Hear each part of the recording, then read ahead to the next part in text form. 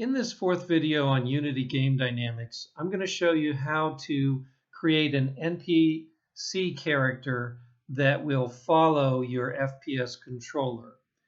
Let's take a look at this and how I've added it to the current scene that we've been building. Now you can see the enemy character searching in the main scene here, and there's actually one up on the roof of the outpost as well. Now if I hit play, it's going to be looking around until it sees me, and in this case it's trying to catch me, and I've run into the light which actually stops them. And now they're coming at me again because the light went away. And I just took a portal up to the top of the roof. Now, I got damaged, but then after a certain amount of time, that damage goes away. So there is a health parameter that is there as well. And if I jump back down here, they haven't seen me yet. They're searching.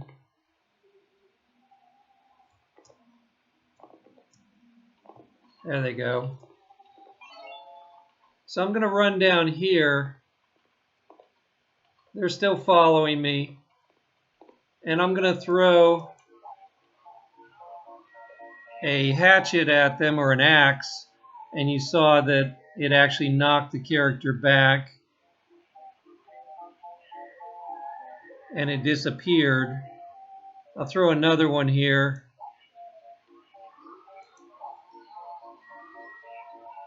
And I killed both of the enemy characters. So now I can go back to gathering my power-up objects. So if we stop the game here, if they do catch me, it triggers the same death sequence that that I showed in the previous video. So let's take a look at how they're looking at me. This time I'm going to turn maximize on play off, and we're going to look in this upper 3D view as I hit play on the game. And you're going to see a bunch of red lines coming out of the eyes of the enemy characters as they scan and animate. They're searching for me, and these are ray casts that are coming out of the eye area of the character. And I'm just drawing them here so we can see them for testing. So creating this requires that you do a follow script. We have to put ray casting coming out of the eyes in order for the enemy to search for us. And then once that intersects with the FPS controller, they start an animation which has them run as they're following me. And then when they reach me, they'll attack me. If I allow them to attack me here,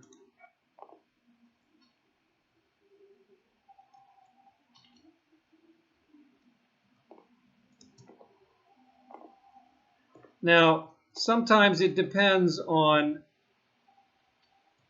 the height of the character. So here it's coming at me, and you can see that if it hits me 3 times, which actually occurs pretty quickly, I'll die. So let's take a look at the follow dynamic first. So I'm going to go ahead and open up the main scene that we had from the previous video that doesn't have the enemy character in it. And you want to use a character that has some animation on it. So I'm just using a character from Mixamo. And so it's one of the characters from Mixamo called Maynard. And I'm going to download another character to just use as a simpler follow NPC. So in this case, I'm just going to use this one because this one has is a fairly small file size and is just like a mannequin character or something like that. Look at my other videos for how to create characters in Fuse, bring them into Mixamo, and then download them to bring them into your game.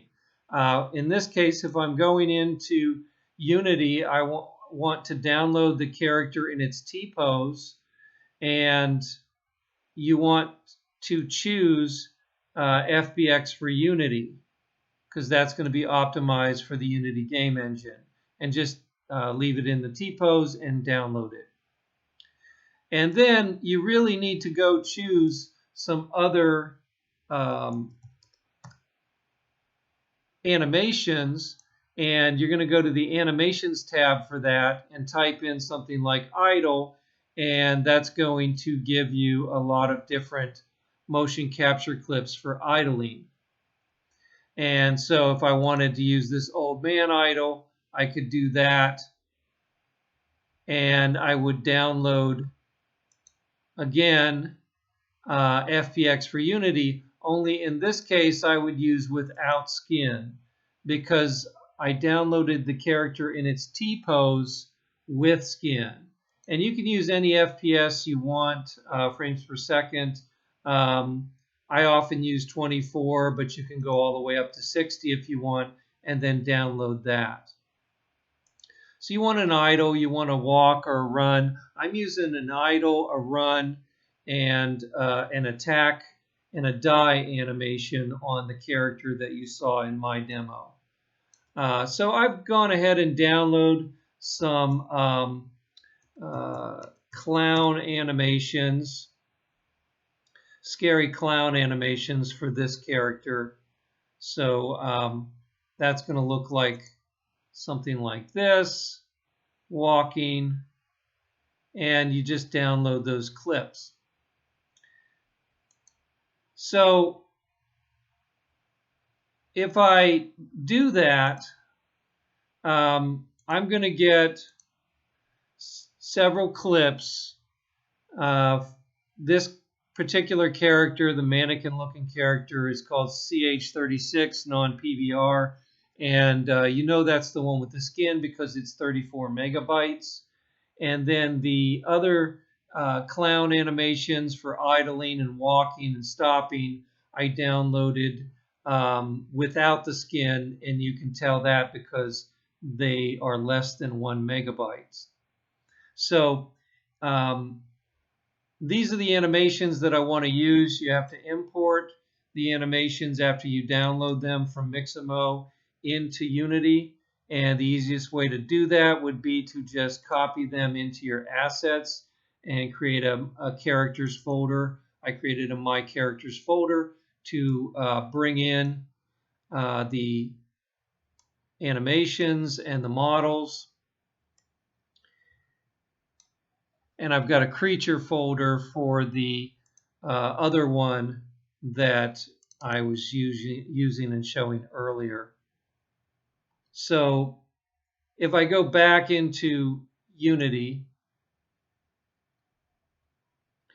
then you're going to see it import the clips, and when you go into the characters area, into your characters folder, you'll see the animations there, and you'll see the model in the T-pose. And you really need to look at the import settings for that, starting with model, the model tab. Usually they come in a little small, at least for the scene that I have, and the outpost size of the door and everything. So I usually put that around between 1 and 2. So let's just put 1.5 and hit enter on that and apply it. And then you're going to want to go to the Rig tab, and for a character in its T-pose, the model, you want to switch to humanoid. The default is generic, but we want to switch to humanoid. And then I want to make sure that I create the avatar definition from this model. So the default setting here is what I want to use. I don't want to use copy from another avatar for the actual model that I'm using for the character model. And then I'll just hit apply for that. And that's going to change some of the animation settings that are in the animation tab, but this one actually, because it's the model, only has a single keyframe at 0. For that T-pose, it doesn't have any other animation on it.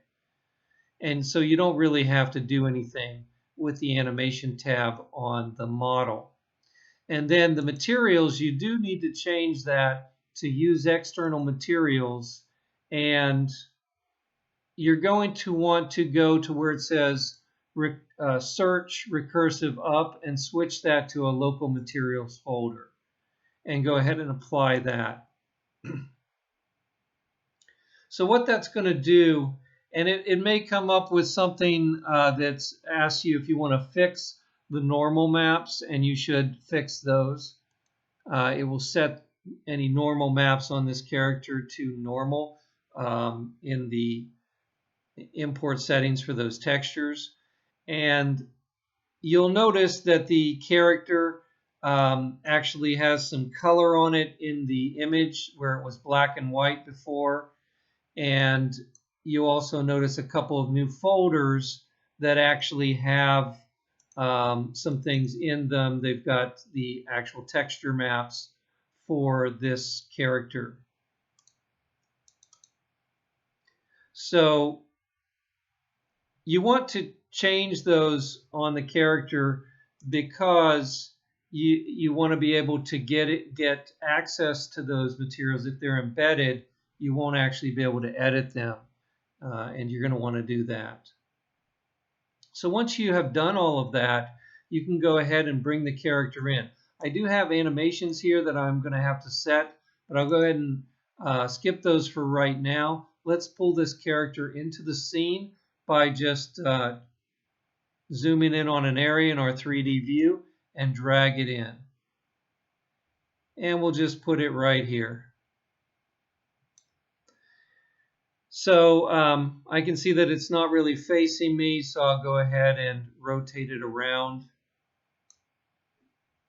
And we can see the character there. And there's not going to be anything on it. If you look in the inspector, you'll see that the components has a transform, and it's also got an animator component that was created when you chose humanoid.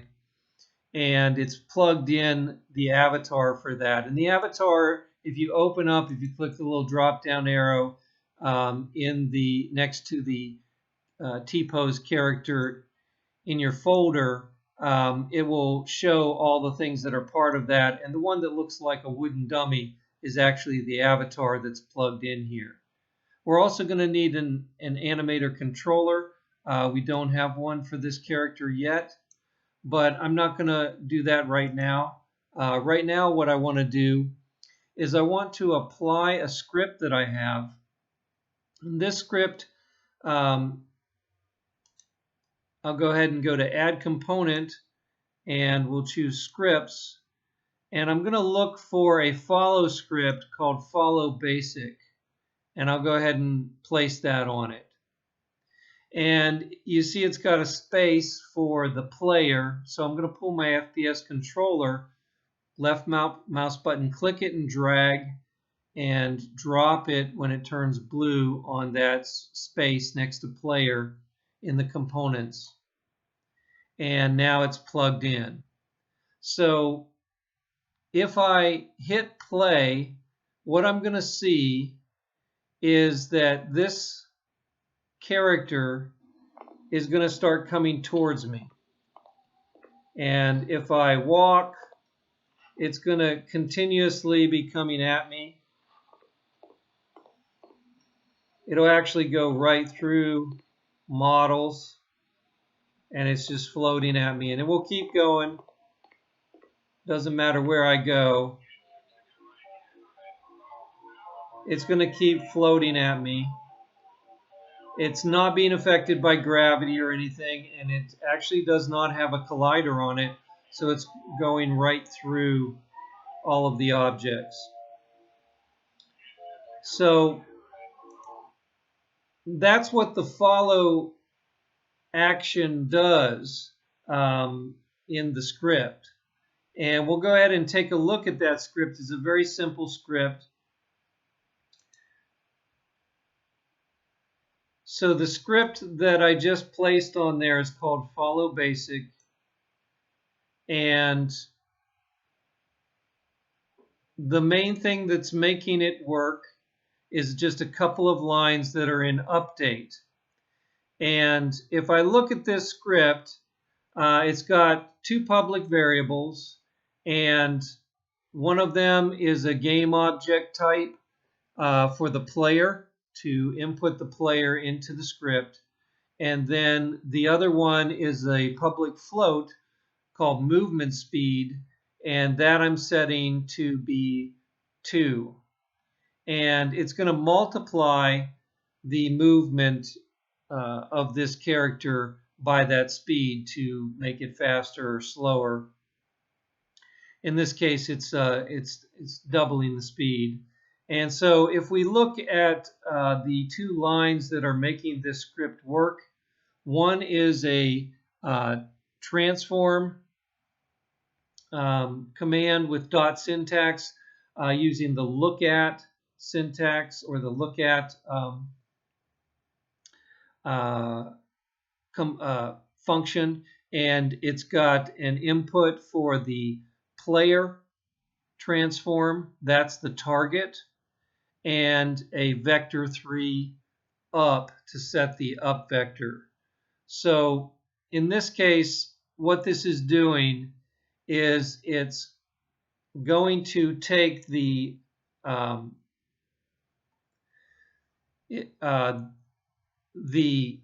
z-axis of the object that this script is put on, the positive z-axis, and it's going to make it point at whatever the target object is, and whatever you plug into transform target. You can see when I hover over it inside of Visual Studio that it's telling me what this command does. So rotates the transform so that the forward vector points at the target's current position. Forward is always positive z. And this other one, what it's doing is it's setting the position to always be trying to reach the position of the FPS controller. And it's doing that by making it go forward in the direction that it's pointed. So it's not actually, it's pointing all the time at the FPS controller with this first line. And then in the second line, it's making it move towards where it's pointing, the position that it's pointing at, which is the transform position of the FPS controller. And so it's always sort of adding to the forward transforms of whatever object has this script, and it's multiplying that by the movement speed and pumping in numbers from the game loop, which is time.delta time. So that's always sort of moving it in that direction. Okay, so that's how the follow part is working. It's very simple. It's just a couple of lines. And so inside of Unity, if I want to make this more realistic, then I would add more things to it. So let's let's take this off of here. Well, actually, we'll leave it on here for now, but let's make it more realistic by adding a couple of things to it. So the first thing I'm going to add is I want to add under navigation a NavMesh agent. The NavMesh agent is part of the AI system in Unity. And you can see it creates a green, what looks like a collider around the bottom of the character. And you can see that there's a height for this as well. And we've got both a height on the components in the components of this NavMesh agent. It is using the humanoid agent type, and there's a width for it. And you can see that it's kind of going the width of this character's shoulders, which is kind of what we want. So a lot of these defaults should actually be fine, and we can leave them at those settings. You might want to go move the character up just slightly so that the bottom of that collider is just slightly above the ground. And then what I want to do is create a nav mesh for that. Right now there is no nav mesh, navigational mesh on the ground plane. It's set up to have it if you were to select your terrain and you look at the top in the inspector, you'll see next to the name there's something called static, and it's turned on. And what actually makes the nav mesh is something called navigation static. We want to turn on navigation static for every model that you want to be part of the nav mesh. And you can see it's turned on the terrain by default. So the terrain would be part of the nav mesh. But I also have other objects here like the outpost, which is not going to have it on any of the pieces of the outpost. If I, for instance, select the roof, you'll see that navigation static is not turned on. So I'd actually want that on all of my pieces, especially the roof. So what we could do is select the very top of the outpost and just turn navigation static on the top. And what it's going to ask us is, do we want to do it on all the children? And I'll just say yes. And so navigation static will be turned on all of those models on the outpost. And we can then bake this. If you have other models that you want the NPC to be able to walk on, then you'd want to add those too and turn navigation static on those as well. And then you need to bake it to the nav mesh, because right now it doesn't exist. And so I go to Window, AI, and I go to Navigation. And that's going to open up a window over in your inspector area. It's a separate tab that has several of the settings that you need for the nav mesh. And you also see that it comes up, show nav mesh display in your 3D view, and I've got it turned on. So I'm going to zoom out a little bit so I'll be able to see it. And I want to make sure that I've got the settings that I need. So when you're setting things on the agent, you want to look at it and see what your agent size is and see if it looks like it's correct. You could just use the defaults and then see what it looks like and change it and bake it again if you want to. So I'll just do that. I'll leave the defaults. The max slope of 45 degrees will make some of these slopes, which are steeper than 45 degrees, not something that this character could walk on. So if I want a steeper slope, I'll have to bring that up.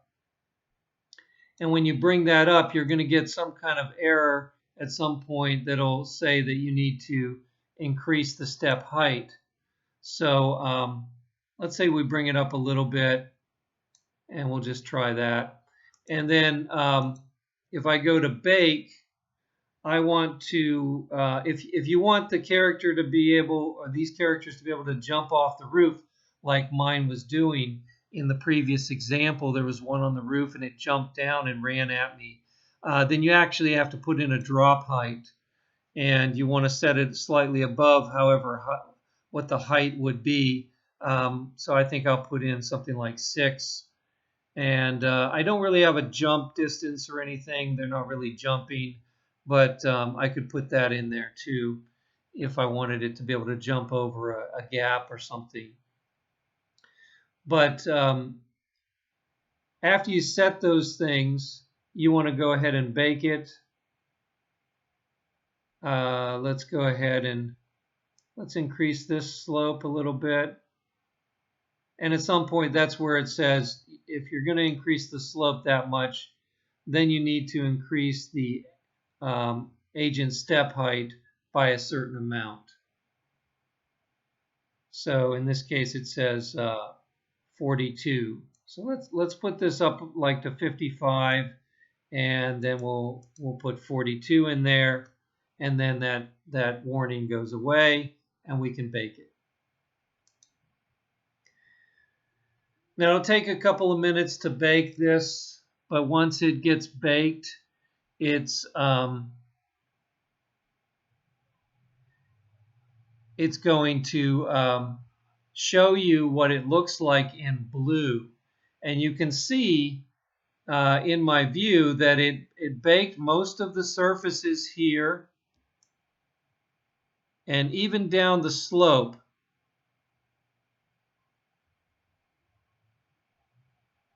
So that's what those are the areas that this NPC can walk over. And you want to make sure that you have enough pathways to be able to go where it needs to go.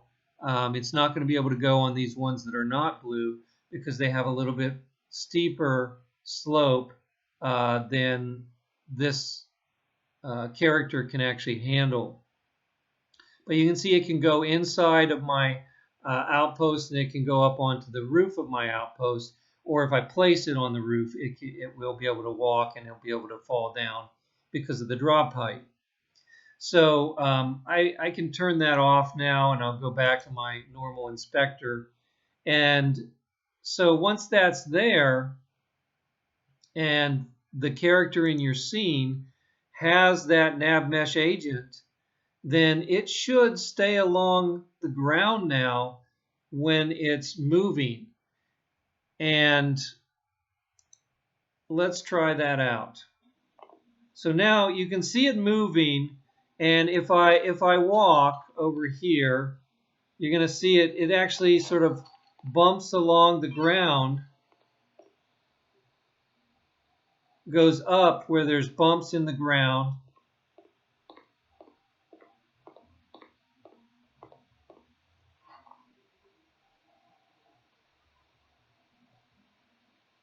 And I can probably adjust it a little bit down because it's hovering a little bit off the ground. But because of the steep slope that I put, it should even be able to come down the slope a little bit and eventually reach me. Okay, so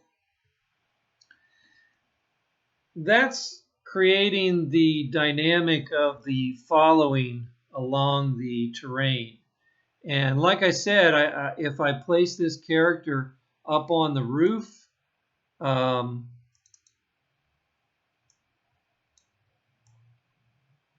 it should be able to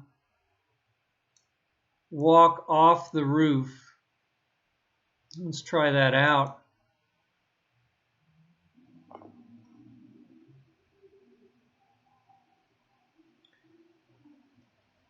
Now, it may be that the reason it can't walk off the roof is that there's a little space between where it can walk on the roof and the edge. And so it's actually not walking off of there. So I might need to go back in and rebake that so that it can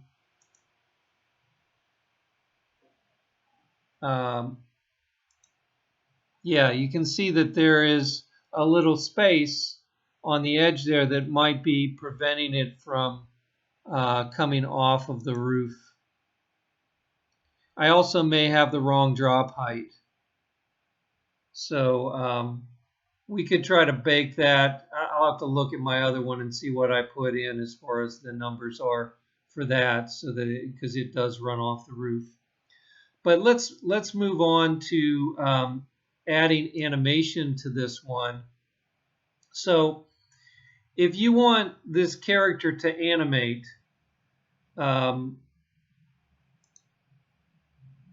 going to select the character, and I know that I have the animations here, and I want to check the input settings, import settings for these. They need to be set in a similar size to the one that I set for the T-pose model. And so I use 1.5 on those. This is the idle one. So I'll go ahead and that's the one that I would want to use first, is the idle one. I'll go ahead and set that to 1.5 scale factor. So it's the same. Make sure you apply it. And then I'm going to go to rig, and I need to make sure that these are also set to humanoid.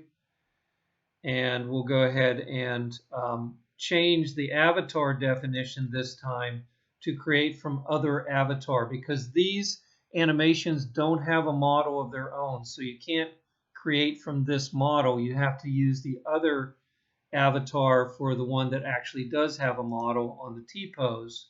And it's going to ask you to plug that in. So that's where you want to go find, open up the T-pose model and find the thing that looks like a dummy and drag it and drop it in there on the source, avatar source on that animation. So that's going to be important. You might want to leave that open since we're going to do more than one here. And that's going to tell it where to put the animation. And we can go check the animation, or go to make sure you apply the rig setting before you go to animation, and then you'll be able to see the animation there. This one has almost a couple of seconds of animation on it. And if it's a idle, we probably would want it to loop. So we would probably want to put loop time on that. You may want to loop pose. That removes one of the frames at the end so that you don't have two frames with the same at the beginning and end, but usually it doesn't really matter much. I'll go ahead and apply that with loop time on. And if it looks like there's a little bit of a stutter there, I'll come back and put the loop pose on. But there's no materials we have to worry about on the animations. So let's do that one. We have one for starting to walk here. Let's go ahead and do the same thing on this one. 1.5 is the size for scaling, and humanoid. And we'll go ahead and plug in. We want to create from another avatar and plug in the avatar source from the other model and apply it. And the animation is there. This time I'm not going to loop it because this is starting out the walk. You wouldn't do that more than once. That's not going to loop. So you wouldn't want to turn on loop time for this one. And let's see, that's stopping the walk. And this is just doing the walk itself. Let's just do that one as well. So we'll set the scale, and then we'll set the rig node to humanoid. And we'll plug in the avatar. So that gets those three animations. I may want to look at the animation for the walk because generally if it's walking, you probably will want to loop it. So we'll turn that loop time on and apply it. Now, if you have an animation like this, it's working through the avatar component or the animator component and the avatar that's plugged in there, and it requires a controller as well, animator controller. You can see it says none here, runtime animator control. And so we want to create that in this same folder so I can find it easily. So under your project create menu, there is an animator controller that you can create. And I'm going to go ahead and create that, and we'll call that mannequin controller.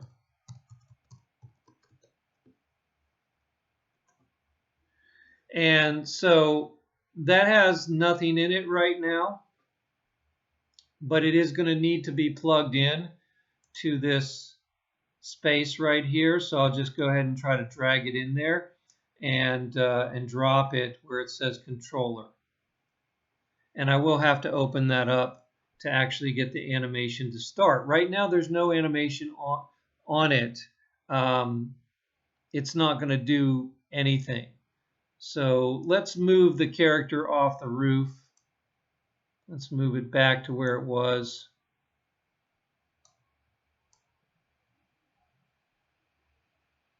We'll just place it right over there.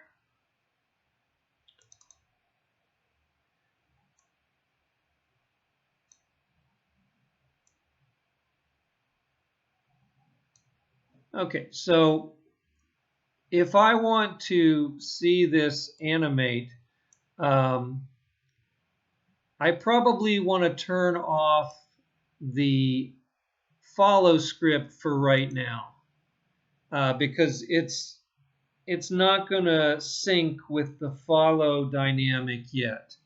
And so I would want to just show the animation before we try to do anything with the follow script.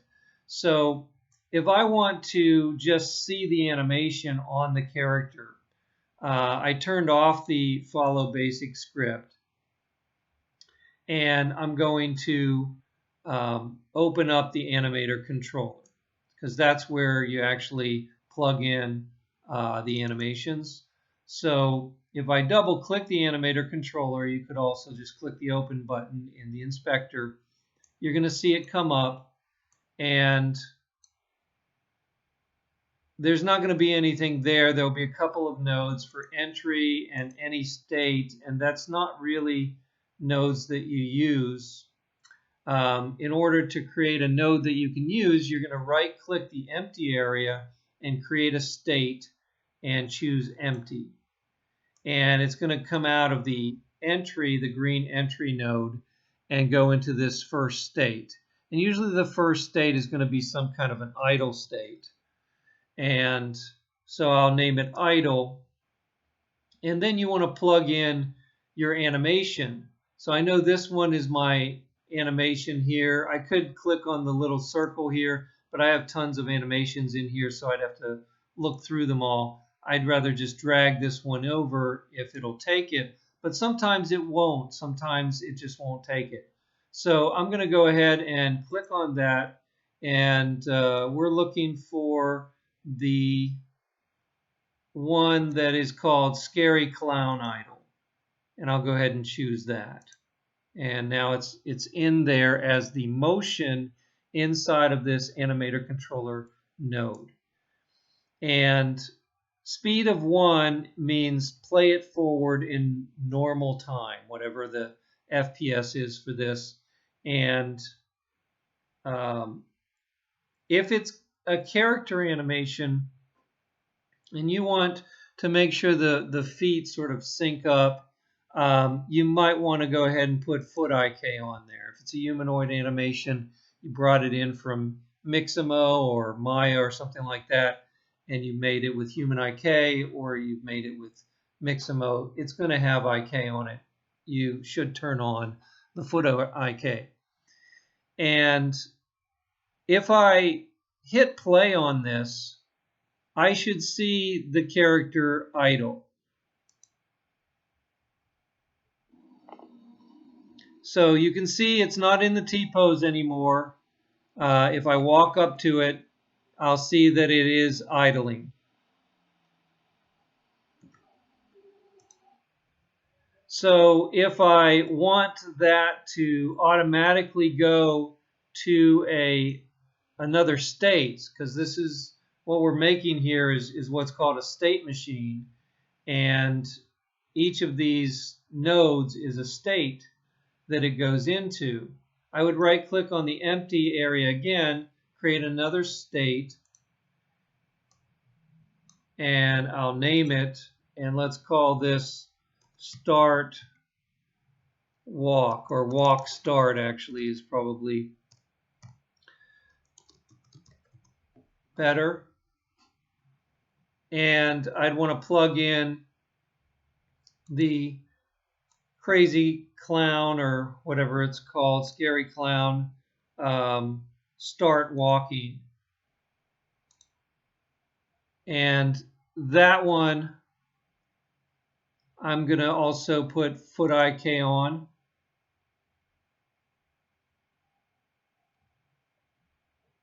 And I want, we'll call this one, actually, I guess I didn't hit enter. Let me try that again. There we go. So walk start. And then in order for this to transition, I have to right click idle, the first one I did, and make a transition that will go from the one node to the other node. And now we've got idle going to walk start. And you know, idle is orange because it's the first state, and it makes the first state orange inside of the animator controller. So we've got a walk start. It's going to go to scary clown start walking, and there are no conditions for it. So it should happen automatically. So let's just try it.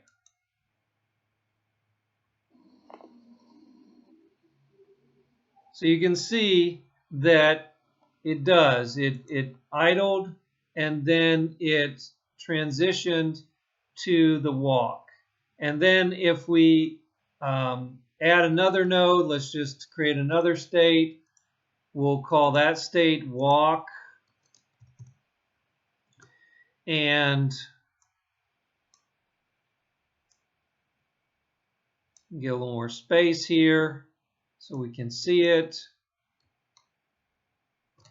So we have a idle to walk start to walk, and we want to plug in the scary clown walk to that. It's going to play it forward, and that's all we need. Foot IK will turn on, and we'll right click and make a transition that goes from one to the other, and that should be that. Now if you click on these transitions, you'll see that it's blending these. So let's take a look at what this looks like now. We'll hit play. Starts to walk, and then it's just going to keep walking because that particular animation has loop turned on.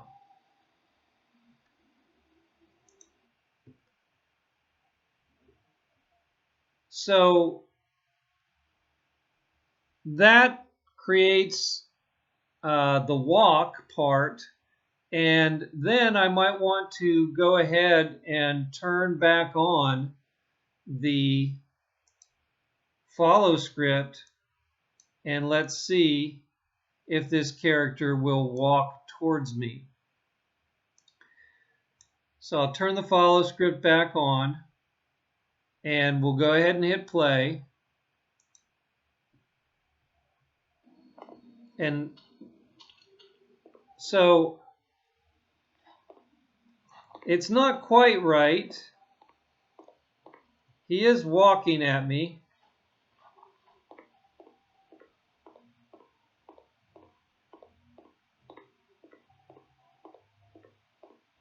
And he's going through things. We may need to add an additional collider on him and some other stuff. But it is walking. Now, it looked a little weird because the follow script kicked in at the very beginning when he was just idling. And so, the idle takes a certain amount of time. You can, again, click on the transition between the idle and walk start, and you can see how long the idle time takes. And it actually has something called exit time turned on, which means that it will play through the entire thing before it goes to the next one. When you control this with a script, you actually turn exit time off because you want actually a trigger to make the NPC walk whenever the trigger is turned on. And that trigger is something in the script. And so you don't want it to finish playing the idle. You want it to go ahead and transition to the walking immediately. But this one, we don't have that in our script yet. So it's immediately just starting as this idle is still going. And then once it gets walking, then it looks okay. We might have to adjust the speed of the follow to make it sync up as closely as possible with the speed of the walk and of the animation of the walk. It did seem like it was maybe floating a little bit, so maybe it was a little bit too fast, and we'd want to go to to this 2 here and maybe put it at 1.5 and try it again and see. So it's going to start coming at us. And he still looks like he's sliding a little bit.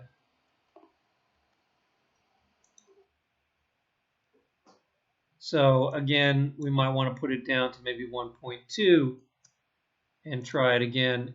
And keep tweaking it until it looks accurate for his walk. It's getting closer. And he's still a little bit above the ground in some places. And for that, we might need to go and adjust some of these settings on the nav mesh agent because they might be a little bit too the radius and height setting may not be quite right on this. Let's see if we put this to 1.5 height and try it again. So now he's pretty close to the ground now. Yeah, that's much better. There's still a few places where he goes up a little bit. But the speed of the walk, and he's going into the water too. Okay, so you can see this is how you create a character that is going to be animating using the animator controller here. and creating these different states. And then you have to set parameters that will be turned on over here in the animator controller. You click the little plus sign and you can create parameters for making these transitions. So if, for instance, I made a parameter, and they can be anything you want. They could be floats, integers, or booleans, or triggers. I usually use a integer or a boolean.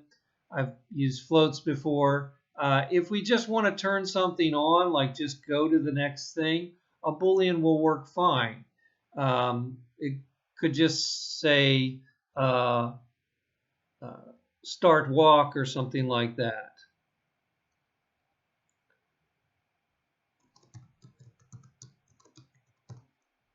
And that could be my parameter. And if it's on, it's going to start the walking. And so this over here in the transition from idle to walk start, I could then add start walk by clicking the little plus sign here. And whenever that becomes true, it's going to transition to this. And the same thing going, I could make another parameter and call it walk, because I have a starting of the walk and I've got a walk. Sometimes you just go straight to something. Like in my other example that I showed earlier, I just had a run animation, didn't even have a walk. It just went from idle to run. And because there's a transition here that you can adjust to blend them, then you can usually make it so that overlap looks fine. So if I want to go, if I have this walk, I can then add over here the walk parameter and say when it becomes true, it's gonna go from walk start to walk. And if I wanted to go back to where he's going back to idle again, I could loop it around by drawing a transition from the end to the beginning, or I could go back to walk start and then go back from walk start to idle. So if we just wanted to go straight back to idle, we could just do that. And then you have kind of like a loop between these nodes. And then I could just say, okay, well, I want to go from walk back to idle when walk goes back to 0. So I could, or it goes to false. So walk goes to false. So if I write that up in a script, it's going to trigger those, and they're not gonna happen until those parameters happen. So for instance, if I play this now, it's just going to idle. It's not going to go to the walk at all. It will follow me because I have the follow script on. Let me just go turn that off. So if I hit play, it's just going to idle in place without the follow script turned on. And it's not going to walk unless I were to turn these on. But we want to be able to turn these on with the script. So let's go back and look at the previous example and see how that one is set up. So I'm going to go ahead and open that scene.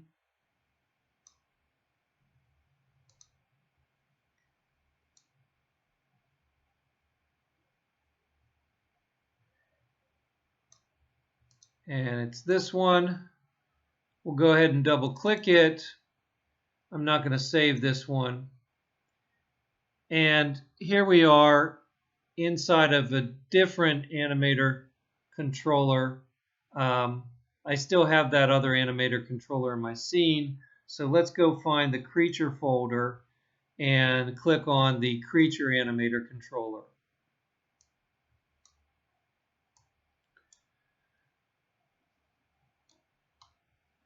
Okay, so this is my creature animator controller.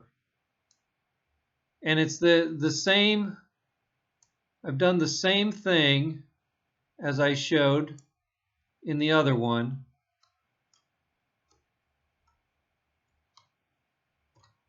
So I've got the beginning state here is called search state, and it's using a Ninja Idol animation. And so that's the one where they're searching around, they're turning and looking, and the raycast is coming out of their eyes.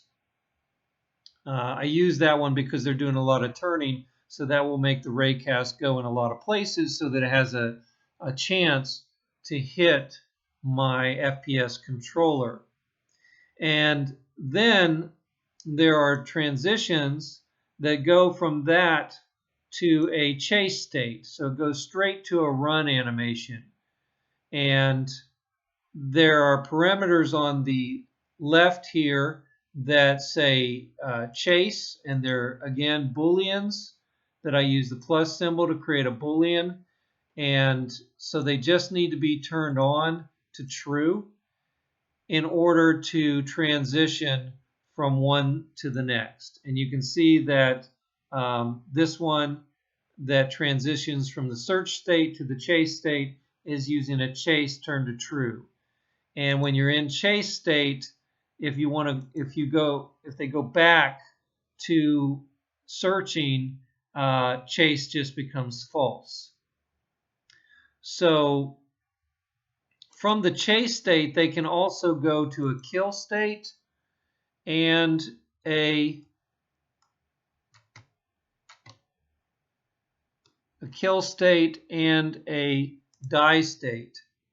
So that is using transition from the chase state is using an attack parameter that is set to true. And it takes you to the kill state, which runs a zombie neck bite animation. And then to go back, it just sets that attack to false. And then you can also go from the chase state to a die state, which means that the enemy will die. And that happened when I threw the axe at the enemy. And that die state is just the death parameter becoming set to true. And the die state is running a flying back death. So they sort of fly back and fall to the ground. So those are the animations. There's not that many. There is another animation that I'm using, which is called safe state, and it's just a crouching idle that I do when the FPS controller runs up to this light at the door. I wanted to make a light that would actually be a safe space. And it's like something in the Alan Wake game where you run to the light, and if you get into the light, there's a big hidden collider there, and you can actually see it if I select this, and we go back to get out of this this animator controller. We can go back to Window, Layouts, and 2x3, and then just double click on our FPS controller or whatever we want to look at. In this case, I want to look at the light bulb object that I've placed at the front. It's actually a spotlight that's going downwards in front of the door. That's sort of a bright spotlight, and it's got this cylindrical collider around it, a capsule collider, and that is set to trigger, and it's got a lamp safe script on it which makes it so that when the character's in the light, when your FPS controller's in the light, the other creatures will just go into another idle state. And when you go into that, it has a timer on it. And if you don't exit it and you just try to stay in that safe space, in 5 seconds, the bulb will break on the light and it'll go out. And the creatures will automatically start running at you. So that is just to keep the player from sort of staying in that area. At that point, you have to just run. Okay, so those are the different animation states on these creatures. And we saw how that worked. They go from one to the other. If I play it again real quick, they're going to be searching for me. If they see me, and this all has to do with that ray cast. If I run into the light here, they're going to go into another idle, but the bulb's going to break. And when the bulb breaks, they're going to attack me. And I'm going to die. Okay, so at that point, I need to just run when that bulb breaks. So to look at how this is working in the scripts, let's take a look at all of these different scripts. First, let's take a look at the creature itself. And one thing that I do want to mention on those animations that I'm using with the creature and with the other character that I downloaded from Mixamo, it's very important that you download those from Mixamo from the same character, because you can't just put any animation on a character. It has to be an animation that was made for that character, what was called retargeted for that character. And when you're in Mixamo, it actually does that for you. So when you choose a character and then you go and choose animations for that character, it's retargeting all of those animations for the character. And so when you download it, you have to download from that same character base, all at the same time, or at least make sure that you're using the same character, even if you do it at another time later on. Make sure it's the same character, because otherwise the animations will not sync up with the character. So all of these were downloaded from the same model. So if we look at that character, let's take a look. We've got 3 of those creature characters in here that we've duplicated. And if we zoom in on this one, we can see we have the several things on it. We've got the transform. We do have a tag on this called enemy that I am using. And I'll show you that in the script. So I did create a custom tag, added a tag, and named it enemy. I also created a lamp tag, which I'm using, and we're using the axe tag in some of these scripts as well when I throw the axes at the enemy. So all of these tags are important for recognizing collisions with various objects. And then I've got the animator on here, plugged in with the animator controller. I've got a rigid body on this character that is set to kinematic. So that's so the physics engine can track where this character is at all times.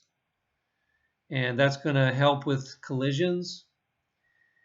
And then I have a capsule collider that I placed on this character. You can see it is kind of round and on the upper part of the character.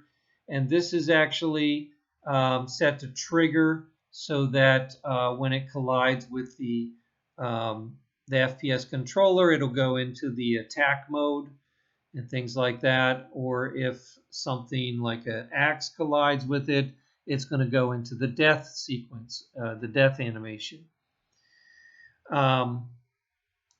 And then I've got an audio source where I'm running various sound clips, including one that I have plugged in for the enemy's running sound. It's a really important thing for this kind of character that's sort of chasing you. You want to be able to hear it running behind you when you can't see it. So it's kind of important that you set the spatial blend to that, closer to the 3D side, so that when it's far away from you, it's not as loud as when it's close to you. That's what 3D sound is for. And so that's going to tell you, if you can't see it, that it's getting closer to you. Then I have a follow nav mesh script on it, which has the creature sound. It's an creature angry sound plugged into it. It's kind of like a roar. And then I have the nav mesh agent with the settings for this character's height, which is set to 2.2 and a radius of 0.8. So I did make it a little wider radius on this character because I wanted to trigger collisions with the FPS controller and other objects a little sooner on it, so I could see the animations a little better. So let's take a look at I'm going to open up this character. You can see it's got a lot of parts, and it's got the skeleton for the character here. And I'm going to open up down through the spine until I get to the neck area. And I want to open up the neck to the head. And that's where I have the raycast searching. So I have an empty that I created right in front of the eyes of this character. Actually, this character has no eyes, but I put it right where the eyes are. And that empty is called ray searching. It's just an empty with the positive Z pointed out where the character would be looking. And it's got the enemy look script on it.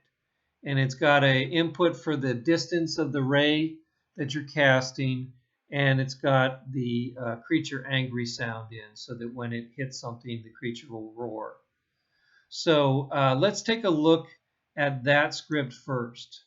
So the enemy look script is on that empty that's child to the head joint of the skeleton of the creature. And it's child to that, so that when the creature looks around, it's actually going to be moving the empty around, and the raycast will be going all over the place. And you saw that I was drawing the red lines for that. And so these are there's a public float for the ray distance that you can change if you want to. There's a integer for a safe state. And there's a audio clip, a public audio clip for bringing in that angry creature sound. Inside of update is where all of the stuff is working in this script.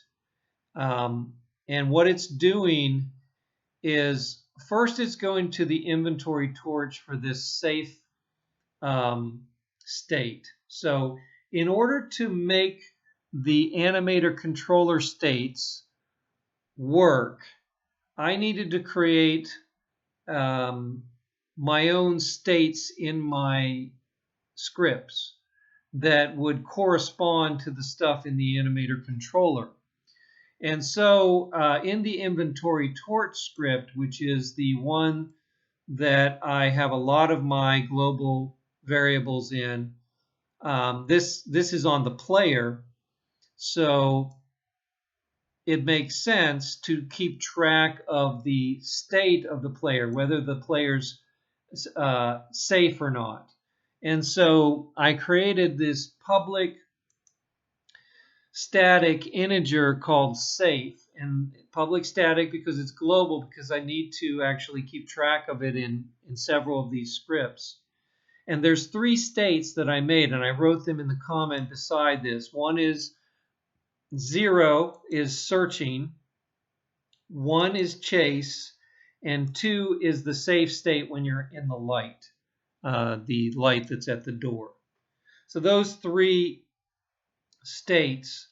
Um, and I just chose those numbers randomly. I mean, usually you would put the default one at 0, so I made 0 the searching state.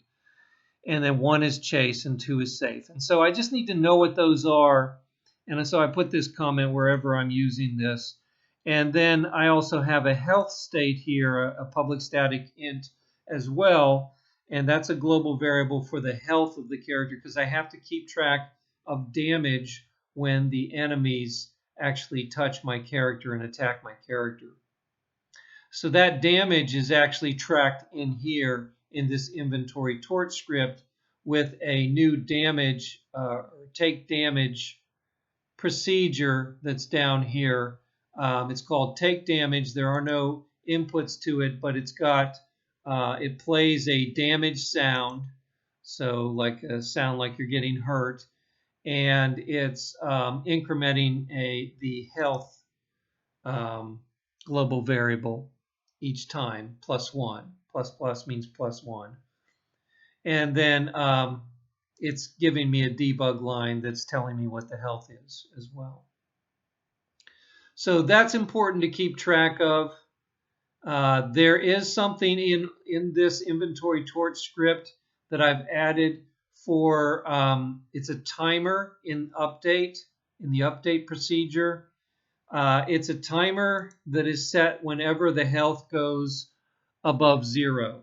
So as soon as you start getting damage to your health, if the health becomes greater than 0 and less than 3, because 3 is when you die.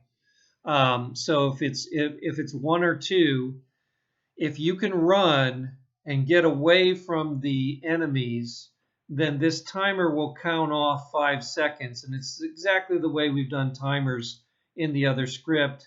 There's a health timer, which is set to 0, and it's got the time.delta time being added to it. And when it reaches 5 seconds, if it becomes greater than 5, goes right above 5, 5.1, then it's going to trigger the health to go back to 0 again. And then it's not going to run it again until the health becomes above 0. There is also something here that if the health is less than 4, to always update the GUI of the health. And I did add some variables, an array for the health to show up on my screen. So when it comes up, just like we've been doing for the other death sequences, I wanted to see varying degrees of sort of red around the edge of my screen. So I created some 1920 by 1080 GUI textures with transparency, and I load them into a texture 2D array. You know it's an array because it's got the hard brackets here. And that comes up in my game just like the other arrays that we've used on the FPS controller where this script is coming up. So if I go down to where the inventory torch script is, I have my earlier arrays that I used for the meter and the HUD, the power-ups, but I also now have a health textures one that's set to a size 4, and it's got my different health textures plugged into there. And I had to make a health GUI. We've done that before. I'm not going to go over that again. Look at the previous videos where we created these ones. It's working in the same way. So that's how the inventory torch script has been edited to add some of the health and damage stuff, and I also am setting all of those to their default settings inside of my start procedure inside of that inventory torch script. So the enemy look is actually referencing that script here inside of update as the very first thing. It's looking to see what the safe setting is. And if it's 0, that means that they're searching for the player. And that's where it's going to start running the ray cast. So it only does the ray cast when they're searching. And so that's state 0 for the safe. And it sets up the raycast, a raycast hit variable to contain whatever the rays collide with. And then there is a layer mask being set here for drawing this raycast. You don't need that to just do a raycast, but I'm actually going to draw the rays as well. Actually, I'm sorry. What we're doing there is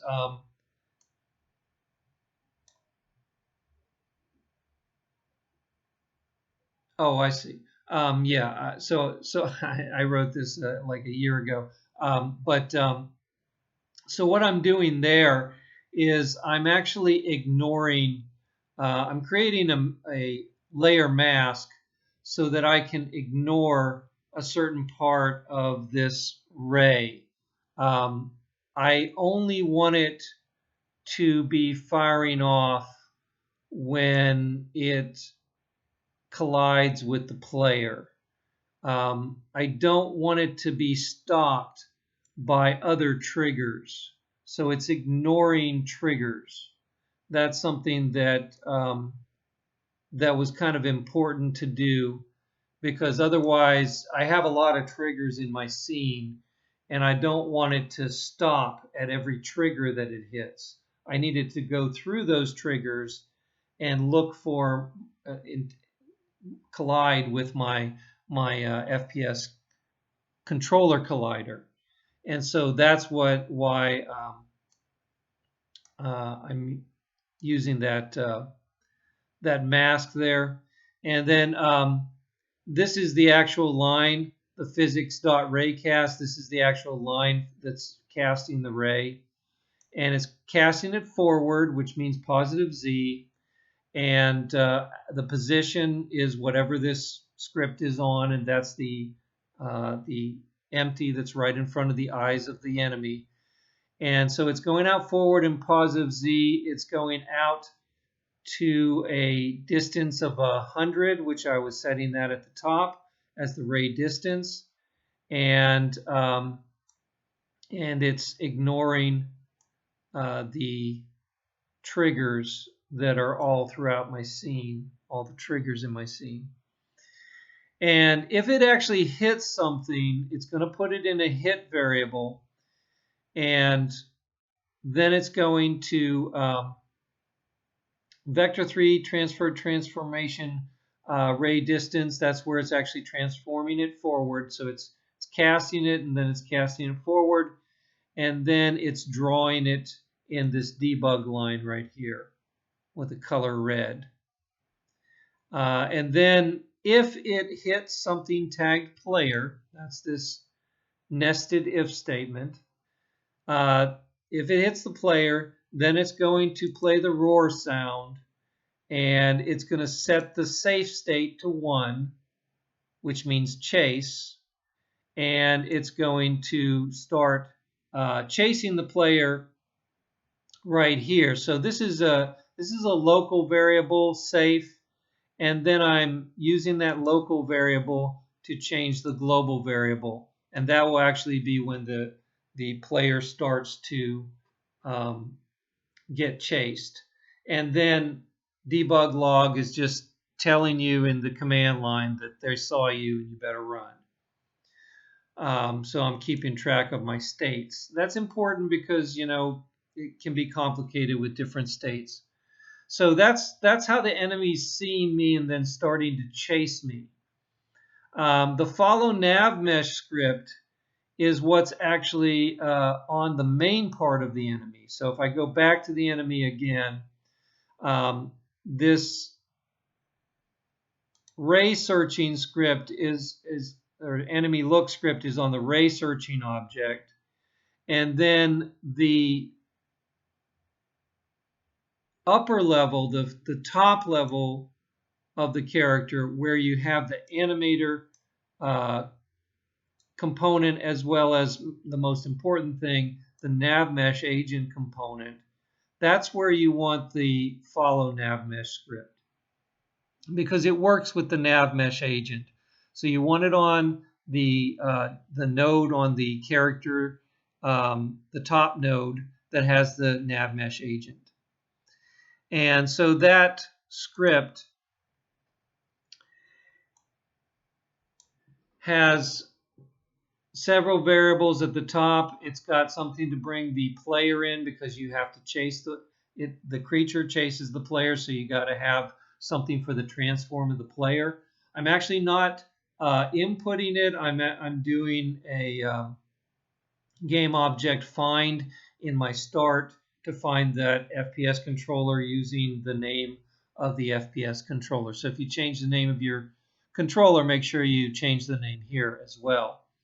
And then I've got a nav mesh agent variable that is used to contain the agent itself, which will use a get component line in the start to find that component and put it into this variable. Then I've got the safe, a local safe integer variable that I'll put the global safe state in. So I'll have to go get that and put it in this variable to keep track of it. I've got an animator creature anim, and that's to be able to play animations that are on the animator component of this creature that this script is on. And then I've got a audio clip for the creature sound, the angry sound again. I've got something called a Boolean that's a true or false. It's for idling, and that is actually to keep the idle from, it's kind of like a toggle, which will allow me to keep track of whether the creature has been set to idle, because that animation is set to loop and it doesn't need to keep restarting if you have it in something like update. I've got an audio source, audio player source. That's to find my audio source to play various sounds, or actually to play the running sound is automatically plugged in there. And then I've got a rigid body, because when the creatures die, I actually need to control some of the things on the rigid body to make gravity kick in and make them fall to the ground. Otherwise, they just are being controlled by animation. So in the start procedure, I'm setting a lot of these things, getting components like the animation components and putting them in the creature anim variable. I'm also playing the idle in the start. So I'm playing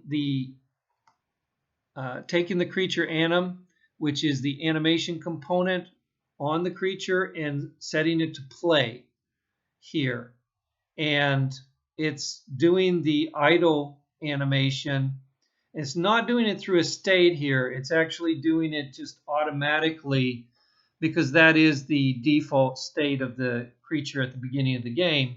But also, in order to use this random range function to generate a different starting point for all of the creature's animation. So animation goes between 0 and 1, and 0 is the start of that animation and 1 is the end of it. So if you start all of your creatures at the same time, then they'll all look like they're synchronized. It won't look natural. So you want to actually start them at all different times. And every time I run the game, it generates a random number between 0 and 0.9 and starts the creatures off in a different place, each creature. So each creature has this script on it, and they're all creating a local number here, a random range number for each creature, and starting at a different place. And that just makes it look more natural. And then you've got a audio player source. We're getting the component for the audio source on this character, and we're finding the rigid body as well with the get component. We're setting idle off to false because this idle off is not for the default idle that I'm playing here. It's actually for when the character goes back to idle through the script. So if the character state takes it back to idle, I actually need to know that, and this will keep track of that. And that happens because of update. So, and safe is being set to 0 here by default because it is in 0 state at the beginning of the game. But then the very first thing we're going to do inside of update when the game starts is we're going to check and see constantly as the game loops, because we're inside of update, it's going to check that safe state. And if it changes to 1, then we got to know, because then the character has to start chasing the player. So here's the first state change is if player is not equal to null. That means if the player still exists. Not equal to null. Not, of course, is what the exclamation is. Null means doesn't exist. So if the player still exists and the agent still exists, so this agent has not been destroyed, then run the second nested if to check and see what the safe state is. So if the safe state is equal to 1, that means chase the player. Then we take creature anim set boolean safe and set it to false. So that automatically is going to set one of the booleans, and it's going to make in the next line using the nav mesh, it's going to make the agent destination equal to the player transform's position, which makes it start to move towards the player. So I'm using a little bit of a different method here than I did in the previous script. And then it's going to take creature anim set boolean chase and set it to true. So these are the lines that are controlling the transitions in the animator controller. The ones that we set up as parameters, it's taking them and setting them so that the creature will start the animation that is the run animation. And then idle off is being set to true. And the reason that is because safe state, this is going to be looping inside of update. And so this safe state being 1 could be true for a while, like for several loops it could be true. And I don't want it to keep restarting my idle every time. So it's very important that you check some things, that idle is not going to run more than once, because it'll just keep restarting the idle. So in this case, it's not really doing that yet. It's setting it to that it's off, but that's going to be used down here to check and make sure that the idle doesn't continuously restart. So it's actually not doing that here. It's doing it a little later in the script, but it needs to set it here. So we're no longer in idle at this point. And we've got a debug that says they're coming for you. And then the else if, so if is not true, it's going to drop to else if. And so if it wasn't 1, it's going to check and see if it's 2. And if it's 2, that means that you actually ran into the light. And that's sort of like that light safe area. And it's taking the agent's destination and just making it equal to whatever it currently is, its current transform and position, which means it stops. And then the uh, set Boolean safe to true puts an alternative idle animation on it that they do when you're in that safe state. I wanted just to have some different animation that wasn't the same idle animation where they're searching for you. They're just sort of waiting. So it's like a crouch idle. And then because they know where you are, they just can't get to you. And then if that's not true, then it's going to check everything else, which is else, and that's going to be the default, which is idle. So and searching. So it's going to turn the chase one off. So it's not going to be chasing you anymore. It's not going to be running. And it's going to check and see if idle off is set to true. If that's the case, then that means that it was running, and now we can set it back to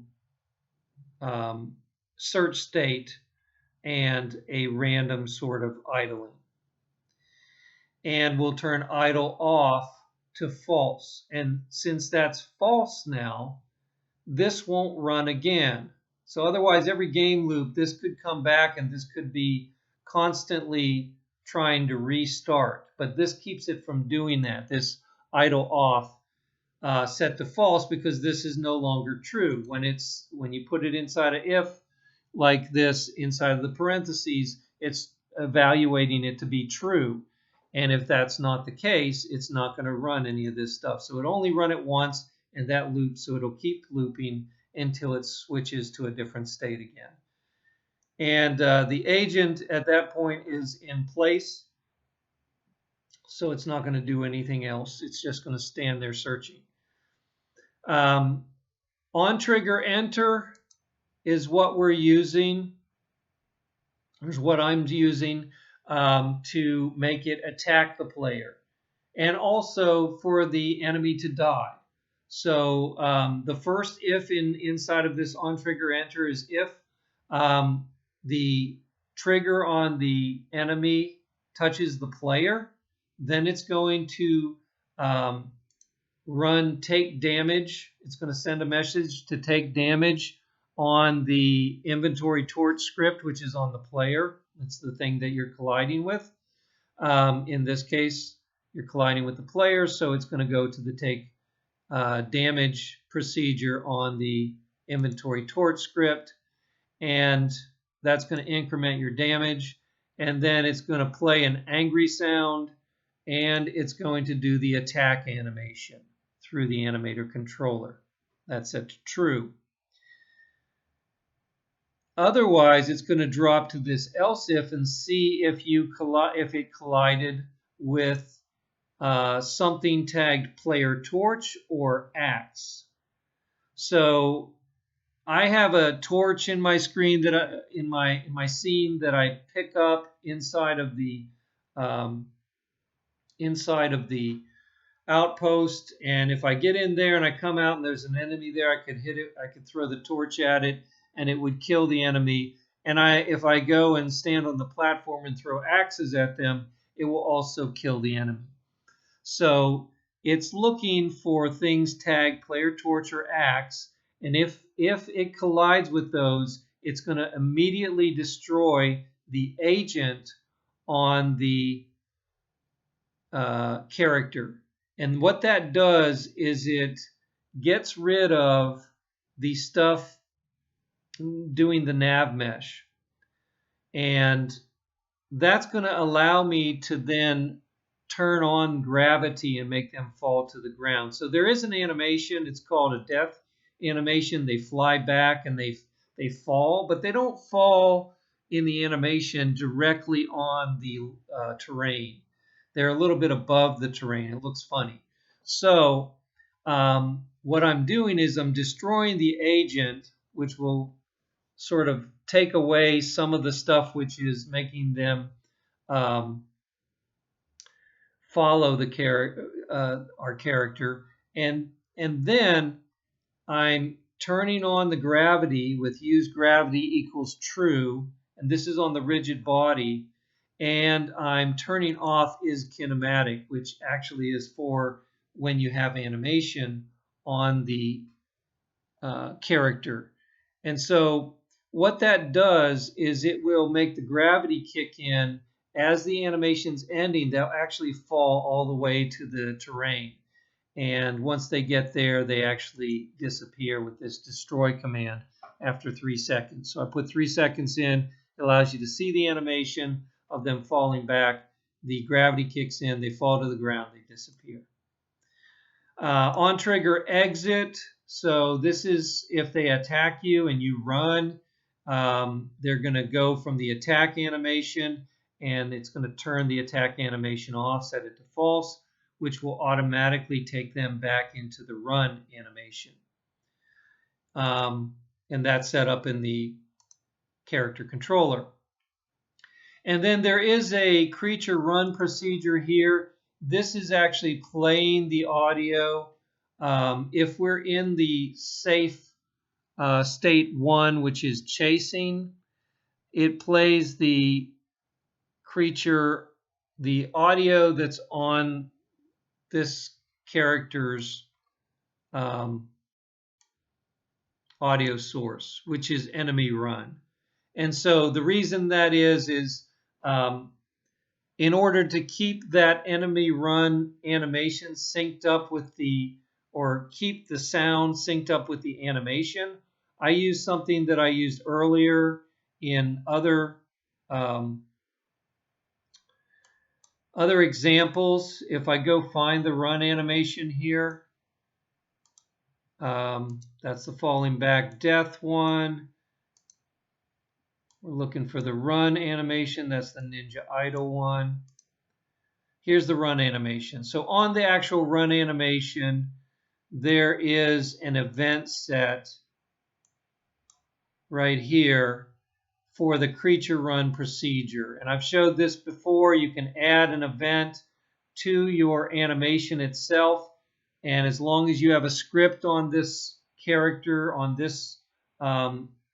character, it will look through all the scripts for that procedure. And so when it looks through all the scripts, it eventually finds this script that we're looking at here, the follow navmesh script, and it finds this creature run procedure, and it does this. So this actually keeps the sound of the feet running synced up with the animation of the feet running. It's how you make sounds for footsteps that don't ever lose track of the animation. They always hit at the right place in the animation. And so it looks like your feet are actually making the sounds. I've showed that before with the footsteps inside of the character controller. This is just using it on our NPC. All right, so we have one other script that I want to look at, and that's the lamp safe script. That's the one that I've placed on the this light bulb here at the front of the door, and it actually has a child to it. There is a spotlight which is going straight down that I've set the intensity up pretty high on so that it would be really visible and in sort of intense, so you would know that you're in the light. And I probably should put something like some kind of something that says that you're in the light and you're safe. So some kind of text hint would be good for that, so that when you run over here into the light, it tells you you're safe.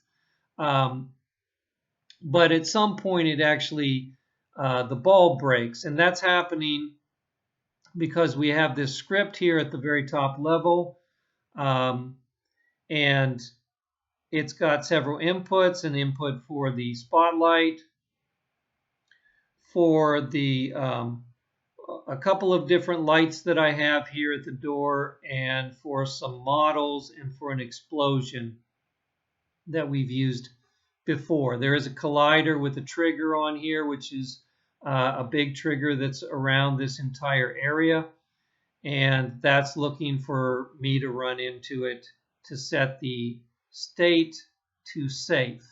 So if we look at the script, we can see that there are public variables for whether I want to turn the light out. So that is something that I put on here. It's a little checkbox that if I check that, as soon as you hit that trigger, the light's going to explode and go out.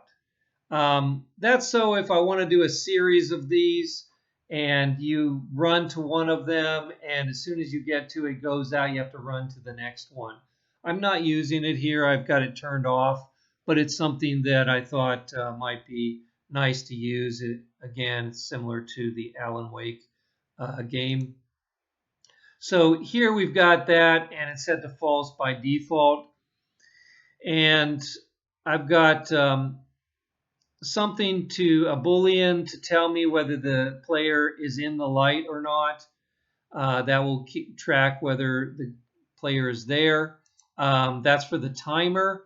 I've got a light timer that is going to go off when you're in the light, and after 5 seconds, it's going to explode the light, so you have to leave. It's got a integer for the safe state that I'm keeping track of again in this script. And then I've got a several public variables for the lights, a spotlight as well as a point light that I'm using for on the door. And I'm turning that point light off at the beginning and just has the spotlight on. And when the spotlight goes off, the point light goes on. And I made this light in previous videos. It changes colors when you go try the door. And then I've got an explode sound and a prefab, a game object prefab for the explode effect that we've used before. And I've got a model that's on the lamp itself.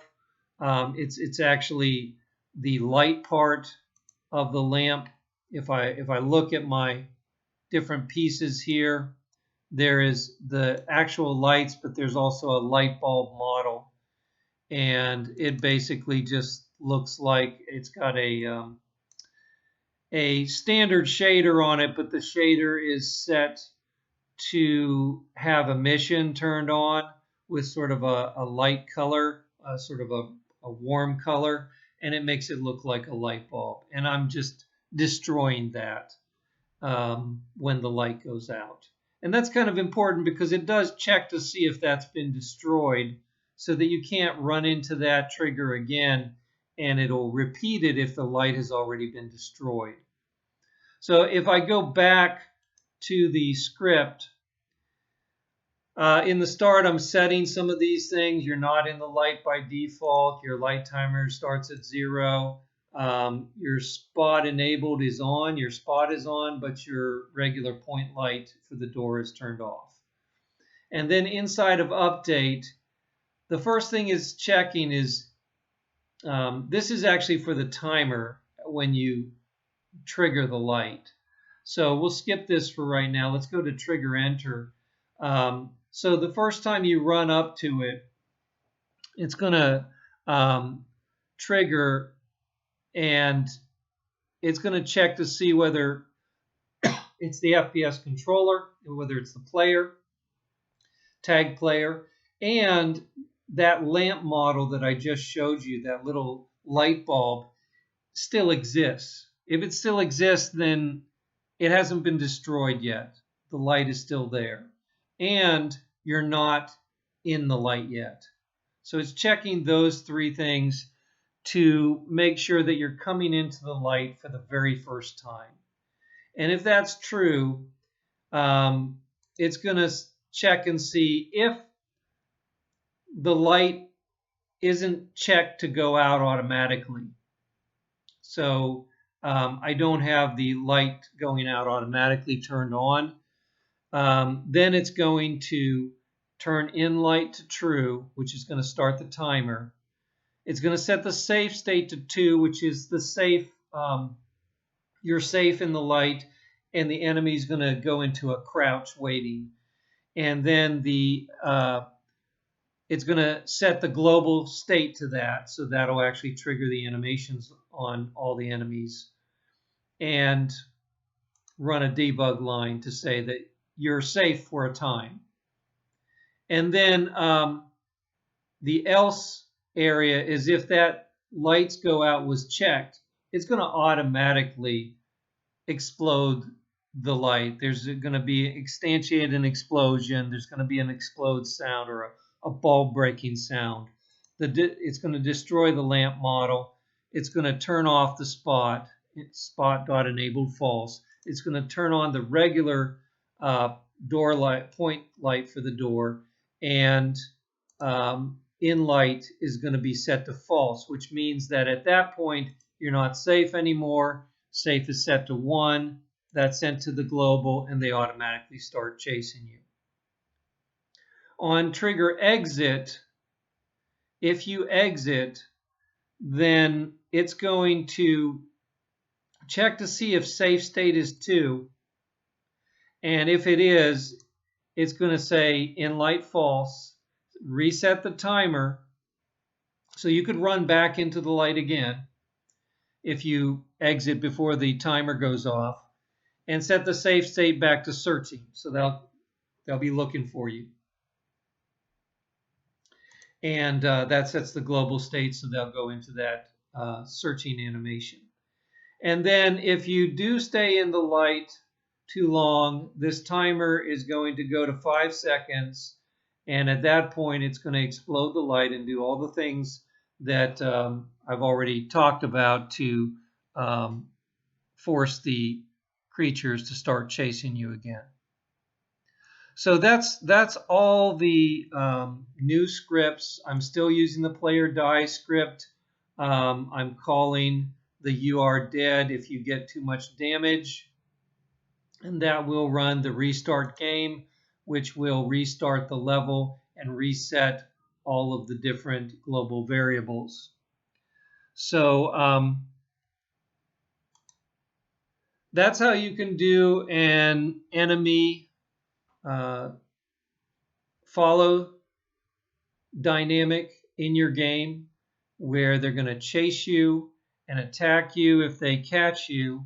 And you can also make areas which are safe.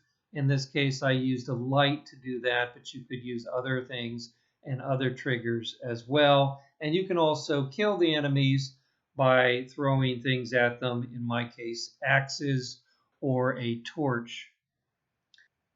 All right, that's all for this video.